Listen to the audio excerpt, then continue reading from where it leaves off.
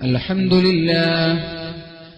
لله رب العالمين، الصلاة والسلام على سيدنا محمد أشرف المرسلين وعلى آله وصحبه أجمعين.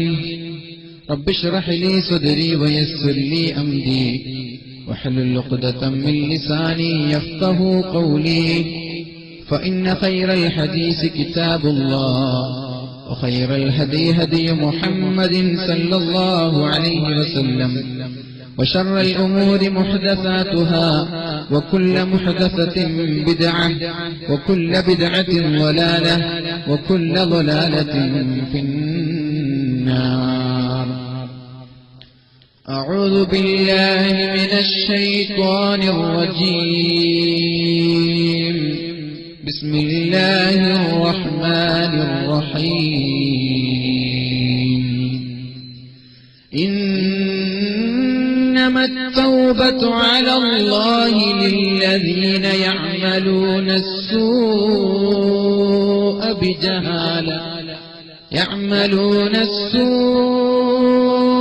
بجهالة ثم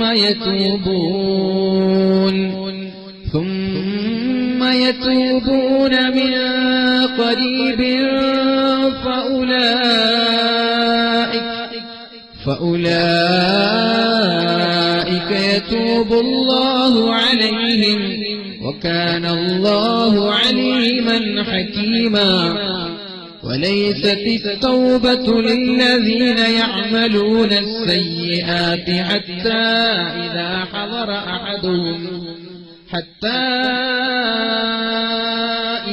حضر أحدهم الموت قال إني تبت الآن ولا الذين يموتون وهم كفار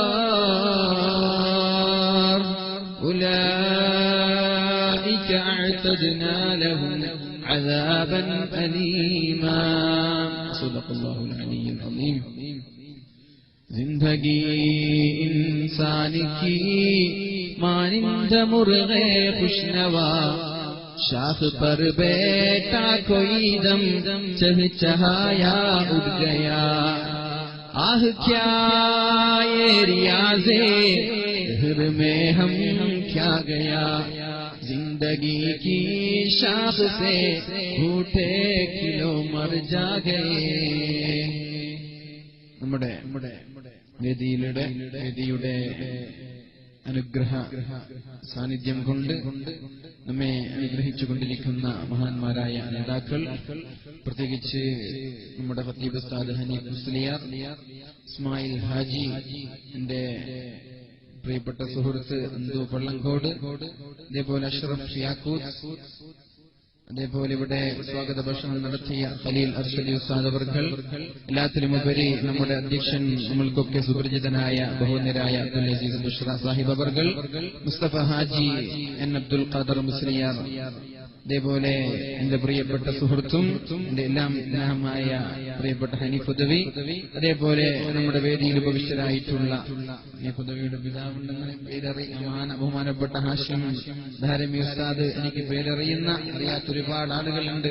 അതേപോലെ ഈ വേദിയിലേക്ക് കടന്നു വന്ന നല്ലവരായ മുഅ്മിനീങ്ങളെ, മുഅ്മിനാത്തുകളെ, സമയം ഒരുപാട് വൈകി എന്നറിയാം. അതുകൊണ്ട് ഞാൻ ഈ ഒരു സമയം നീട്ടിക്കൊണ്ടുപോകാൻ ആഗ്രഹിക്കുന്നില്ല. മാക്സിമം 1 മണിക്കൂർ കൊണ്ട് ഇത് ചുരുക്കാനാണ് എന്റെ ആഗ്രഹം. അതും കഴിഞ്ഞ് ദുആ ചെയ്തിട്ടേ പോകാൻ പാടുള്ളൂ. പ്രത്യേകിച്ച് ജീരണിയൊക്കെ ഇവിടെ വിതരണം ചെയ്യാനുണ്ട്. ഇൻഷാ അല്ലാഹ് അല്ലാഹു നമ്മൾക്ക് ബർക്കത്ത് ചെയ്യുമാറാവട്ടെ. ആമീൻ ബിറഹ്മതിക യാ അർഹമർ റഹീമീൻ. റസൂലുള്ളാഹി എന്ന വിഷയത്തിലേക്ക് കടക്കുകയാണ്. റസൂലുള്ളാഹി സ്വല്ലല്ലാഹു അലൈഹി വസല്ലം സ്വഹാബാക്കൾക്ക് പഠിപ്പിച്ചു കൊടുക്കുന്ന വളരെ മനോഹരമായ, നമ്മളൊക്കെ പഠിക്കേണ്ട ഒരു ഹദീസുണ്ട്. ഇവിടെ എന്റെ അഭിനന്ദനായ സുഹൃത്ത് ഹനീഫ് ഉദവി സൂചിപ്പിച്ചതുപോലെ ഇങ്ങനെ ഒരു സ്ഥാപനം ഇവിടെ വളർന്നു വരുമ്പോ അതിന്റെ പ്രത്യേകം ഒരു പിരിവിന് ചോദിക്കുന്നതിന് മുമ്പേ നമ്മൾ അങ്ങോട്ട് കൊടുക്കുകയാണ് ചെയ്യേണ്ടത്. സ്ക്വയർ ഫീറ്റ് എന്ന് പറഞ്ഞു. അതേപോലെ ഇതിന്റെ ചെലവുകളൊക്കെ നമ്മളോട് ചോദിക്കുന്നതിന് മുമ്പേ നമ്മൾ കണ്ടറിഞ്ഞ് ഇങ്ങോട്ട് പോയി കൊടുക്കുക. ഒരു സ്ക്വയർ ഫീറ്റ് അത് ഏറ്റെടുത്താൽ അത് ആഖിറത്തിലേക്കുള്ള ഒരു രക്ഷാ കവചം, ഖബറിലേക്കുള്ളൊരു ഡെപ്പോസിറ്റ്, മഅ്ശറയിലേക്കുള്ളൊരു തണലാണ്, സിറാത്ത് പാലം കടക്കാൻ അതൊരു കാരണമാണ്, നരകത്തിൽ നിന്നുള്ളൊരു കർട്ടനാണത്. നരകത്തിലേക്ക് കടക്കാതെ സ്വർഗത്തിലേക്ക് കടന്നു പോകാനുള്ള ഒരു പൊൻതൂവലാണത്. അതുകൊണ്ട് എന്റെ ശബ്ദം ശ്രവിക്കുന്ന ആളുകൾ മിനിമം ഒരു സ്ക്വയർ ഫീറ്റ് ഏറ്റെടുക്കുക. അതിനൊന്നും പറ്റില്ലേ എങ്കിലും നമ്മളാൽ കഴിയുന്ന ഏറ്റവും മനോഹരമായ ഒരു തുക നമ്മുടെ പള്ളി, നമ്മുടെ സ്ഥാപനത്തിന് കൊടുക്കണം. ദാറുൽ ഹുദ എന്ന ഒരു സ്ഥാപനം വിശ്വം മുഴുവനും പടർന്ന് പന്തലിക്കുകയാണ്.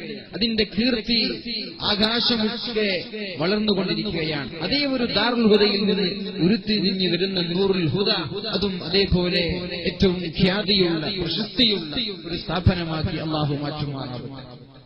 ഒരു ഈത്തപ്പഴം കയ്യിലുള്ള ആളുകൾ, അത് ഒരു ഈത്തപ്പഴമേ കയ്യിലുള്ളൂ, അങ്ങനെയുള്ള ആളുകൾ അത് കഷ്ണമാക്കി, അതിന്റെ ഒരു ചീട്, അതിന്റെ ഒരു കഷ്ണം അത് കൊടുത്തിട്ടെങ്കിലും നരകത്തിൽ നിന്ന് രക്ഷപ്പെടണം എന്ന് റസൂലുള്ളാഹി സ്വല്ലല്ലാഹു അലൈഹി വസല്ലം.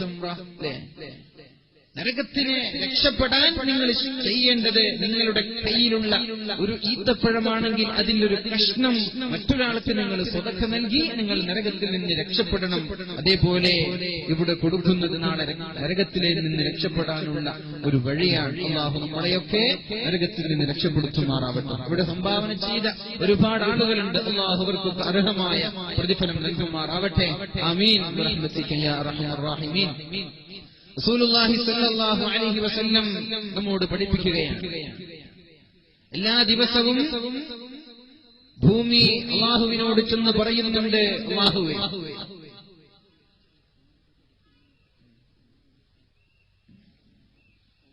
ഒരു സഹോദരി ഒരു മോതിരവും ഇവിടെ പഠിക്കുന്ന ഒരു കുട്ടിയുടെ ഉമ്മയാണ്.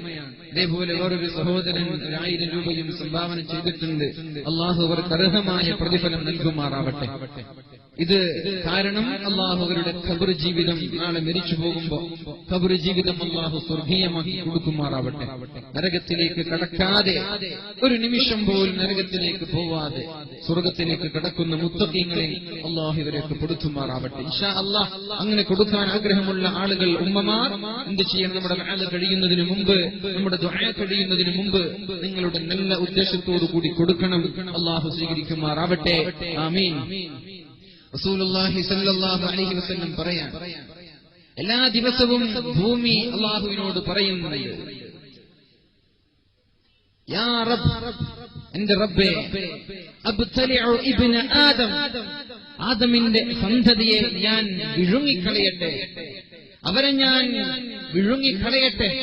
ആദമിന്റെ സന്തതികളായ മുസ്ലിമെന്നില്ല അമുസ്ലിമെന്നില്ല എല്ലാ ആളുകളെയും ഞാൻ വിഴുങ്ങിക്കളയട്ടെ എന്ന് അല്ലാഹുവിനോട് ചോദിക്കുന്നുണ്ട്. എന്നിട്ട് എന്താണ് കാരണം പറയുന്നത്? ഇന്നഹു അകല മിൻ റിസ്ഖിക, നിന്റെ ഭക്ഷണമാണല്ലോ നിന്റെ അടിമകൾ കഴിക്കുന്നത്, നീ നൽകിയ അനുഗ്രഹങ്ങളിലാണല്ലോ അവർ സുഖിച്ച് ജീവിക്കുന്നത്. ഇന്നഹു അകല മിൻ റിസ്ഖിക, നിന്റെ ഭക്ഷണമാണ് നിന്റെ അടിമകൾ കഴിച്ചുകൊണ്ടിരിക്കുന്നത്. വലം യശ്കുറുക, നിന്നോട് ശുക്ർ ചെയ്യുന്നില്ലല്ലോ, അതുകൊണ്ട് അല്ലാഹുവേ ഞാൻ അവരെ വിഴുങ്ങിക്കളയട്ടെ. കോടികളുള്ള ആളുകൾ, ലക്ഷവധികളായ ആളുകൾ ഭീമമായ സംഭാവനകൾ ചെയ്യുന്നതിന് പകരം, ഹലാലായ വഴികളിലേക്ക് കൊടുക്കുന്നതിന് പകരം ഹറാമിലേക്ക് ചെലവഴിക്കുന്ന ആളുകൾ, ഇവരോടാണ് ഈ ഹദീസ് പറയുന്നത്, അല്ലാഹുവേ, റബ്ബേ, രക്ഷിതാവേ, നീ നൽകിയ സമ്പത്ത്, നീ നൽകിയ ആരോഗ്യം, നീ നൽകിയ സൗകര്യങ്ങൾ എല്ലാം ഉപയോഗിച്ച് സുഖിച്ചുകൊണ്ട് ജീവിക്കുന്ന ഒരുപാട് ആളുകളുണ്ട്. അവരെ ഞാൻ വിഴുങ്ങിക്കളയട്ടെ അല്ലാഹ്. അകല മിൻ റിസ്ഖിക, നിന്റെ ഭക്ഷണമാണല്ലോ അവർ കഴിക്കുന്നത്, എന്നിട്ട് നിനക്ക് ശുക്ർ ചെയ്യുന്നില്ലല്ലോ, ഞാൻ അവരെ വിഴുങ്ങിക്കളയട്ടെ എന്ന് അല്ലാഹുവിനോട് ഭൂമി പറയുമ്പോൾ, അല്ലാഹു ഭൂമിയോട് പറയുന്നത്, വതഖൂലുൽ ജബ്ബാർ, അല്ലാഹുവേ, അല്ലാഹുവേ എന്നെ വിടണം, ഞാൻ അവരെ കൊന്നു കളയട്ടെ എന്ന് ചോദിക്കുമ്പോ അല്ലാഹു അവരോട് മറുപടി പറയുന്നത് എന്താണ്? അതേപോലെ തന്നെ എല്ലാ ദിവസവും കടലിൽ ചെന്നുകൊണ്ട് അല്ലാഹുവിനോട് പറയുന്നുണ്ട്, യാ റബ്ബ്, അല്ലാഹുവേ എന്റെ റബ്ബേ ദഅനി, എന്നെ വിടണം അല്ലാഹ്. ഭൂമിയിൽ നിന്റെ ഭക്ഷണം കഴിച്ച് നിനക്ക് നന്ദി ചെയ്യാത്ത ആളുകളുണ്ടല്ലോ, അവരെ ഞാനൊരു സുനാമിയിലൂടെ, ഒരു വെള്ളപ്പൊക്കത്തിലൂടെ ഞാൻ അവരെ നശിപ്പിച്ചു കളയട്ടെ.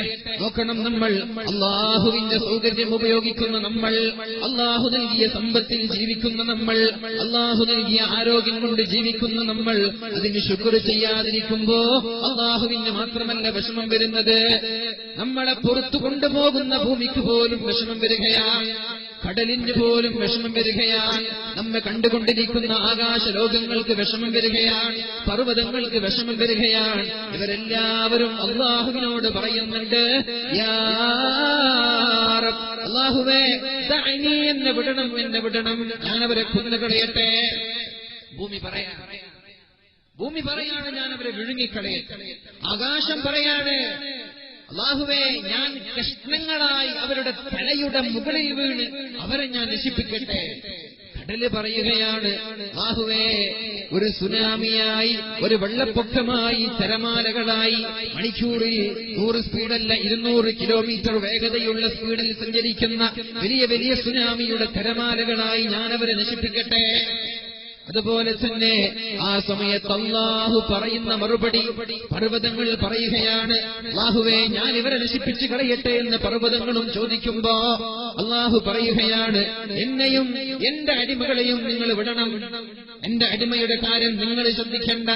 ദഅനീ വഇബാദീ, എന്നെയും എന്റെ അടിമകളെയും നിങ്ങൾ വിടണം, നിങ്ങൾ അവരുടെ കാര്യം ശ്രദ്ധിക്കേണ്ട. ഞാനല്ലേ അവരെ സൃഷ്ടിച്ചത്, ഞാനല്ലേ അവരെ ഉണ്ടാക്കിയത്, അതുകൊണ്ട് അവരുടെ കാര്യം നിങ്ങൾ ശ്രദ്ധിക്കേണ്ട, ഞാൻ ശ്രദ്ധിച്ചോളാമെന്ന് അല്ലാഹു തആല ഭൂമിയോടും കടലിനോടും പർവ്വതങ്ങളോടും ആകാശങ്ങളോടും പറയുമെന്ന് പരിശുദ്ധ റസൂലുള്ളാഹി സ്വല്ലല്ലാഹു അലൈഹി വസല്ലം. എല്ലാവർക്കുള്ള ബേജാറെന്താ? എല്ലാവർക്കുള്ള വിഷമം എന്താ? നമ്മൾ തിന്നുന്നു, അല്ലാഹുവിന്റെ ഭക്ഷണം തിന്നുന്നു, നന്ദി ചെയ്യുന്നില്ല. അപ്പൊ നന്ദി എന്താ? ഭക്ഷണത്തിലുള്ള നന്ദി എന്താ? ആ നന്ദി ഇങ്ങനെയുള്ള സ്ഥാപനങ്ങളിലേക്ക് കൊടുക്കുക. എന്റെ അഭിപ്രായം, നമ്മൾ നൽകുന്ന സ്വതക്കകളിൽ ഏറ്റവും ഫലഭൂയിഷ്ഠമായ സ്വതക്ക, ഏറ്റവും ഉപകാരമുള്ള സ്വതക്ക അത് ഇൽമിന്റെ സ്ഥാപനങ്ങളെ സഹായിക്കലാണ്. ഇൽമിന്റെ സ്ഥാപനങ്ങളെ സഹായിക്കലാണ്. 100 കണക്കിന് ആളുകൾ വർഷം തോറും ഉദവികളായി പണ്ഡിതന്മാരായി പുറത്തിറങ്ങുമ്പോ ഇവര് ചെല്ലുന്ന ഓരോ ബിസ്മിക്കുമുണ്ട് നിങ്ങൾക്കതിന്റെ പ്രതിഫലം. ഇവര് പഠിക്കുന്ന ഓരോ ഫാത്തിഹയ്ക്കും അതിന്റെ പ്രതിഫലം നിങ്ങൾക്കാണ്. അതുകൊണ്ട് ഞാൻ പറയാം, നിന്റെ ഭക്ഷണം തിന്ന് അഹങ്കരിച്ച് ധിക്കരിച്ച് നടക്കുന്നതിന് പകരം നിനക്ക് നന്ദി ചെയ്യാത്ത ആളുകളെ ഞാൻ നശിപ്പിക്കട്ടെ എന്ന് ചോദിക്കുന്നവരിൽ നമ്മൾ പെടാൻ പാടില്ല, നമ്മളവരിൽ പെടാൻ പാടില്ല. എന്നിട്ട് അല്ലാഹു അവരോട് പറയുന്നൊരു വാക്കുണ്ട്, ദഅനീ ലൗ ഖലഖ്തുമൂഹും ലറഹിംതുമൂഹും, നിങ്ങളാണ് അവരെ സൃഷ്ടിച്ചിരുന്നതെങ്കിൽ നിങ്ങൾ അവരോട് കാരുണ്യം കാണിക്കുമായിരുന്നില്ലേ? ഞാനാണ് അവരെ സൃഷ്ടിച്ചത്, അടിമകളെ സൃഷ്ടിച്ചത് ഞാനാണ്. നിങ്ങളായിരുന്നു അവരെ സൃഷ്ടിച്ചതെങ്കിൽ നിങ്ങൾ അവരോട് കാരുണ്യം കാണിക്കുമായിരുന്നില്ലേ?